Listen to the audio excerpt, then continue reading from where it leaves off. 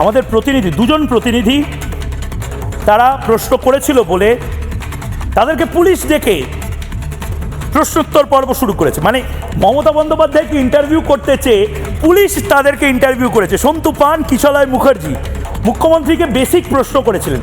মাননীয় মুখ্যমন্ত্রীকে বেসিক প্রশ্ন, কয়লা দুর্নীতির টাকা কি গোয়ার ইলেকশনে ব্যবহৃত হয়েছে কিনা, ব্যাস। আমাদের শিখতে হবে মিনমিনেদের কাছে মিনমিন মিনমিন করে প্রশ্ন কি করে করতে হয় নেতাদেরকে। আমরা চোখে চোখ রেখে প্রশ্ন করি, প্রবলেমটা ঠিক সেই জায়গাতে হয়। আমাদেরকে তৃণমূল কংগ্রেস এড়িয়ে চলে, আমাদের ফোন ধরছে না তৃণমূল কংগ্রেস, কষ্ট লাগছে আমার। কিন্তু তারপরেও এই প্রশ্ন করাটা আমরা কি সত্যি বদলাবো? দেখুন, আমাদের প্রতিনিধি মমতা বন্দ্যোপাধ্যায়কে দুটো প্লেন প্রশ্ন করেছিল। মাননীয় মুখ্যমন্ত্রীকে এই প্রশ্ন যদি না করি, আমি কাকে প্রশ্ন করবো এটা বলুন, আপনারা বলুন। দেখুন,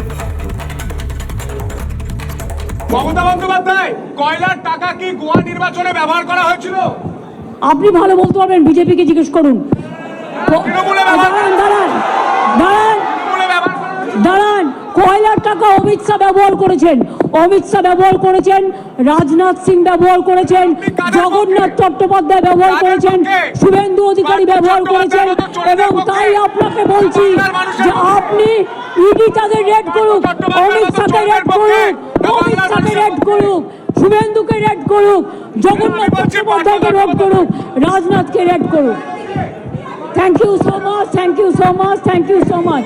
যতই বিজেপি করুন, হবে না কো জয়, দিনে দিনে হবে আপনাদের ক্ষয়। আর বাংলা দালাল, আর বাংলা দালাল, আর বাংলা দালাল।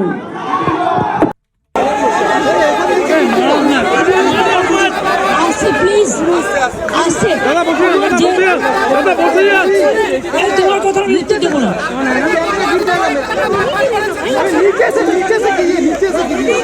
এই স্টপ বিজেপি দালাল, আমি কিন্তু বলবো না। আইদার